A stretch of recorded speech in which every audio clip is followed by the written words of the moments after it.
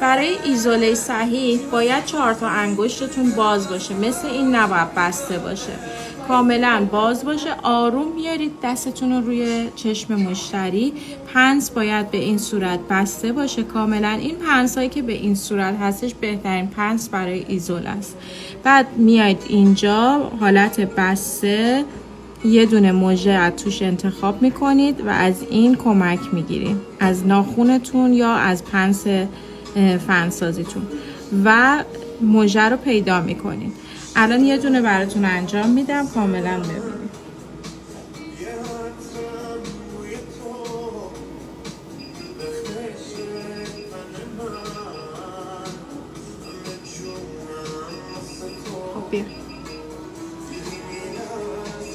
وقتی فنتون رو آماده کردید و این جا چسبیتون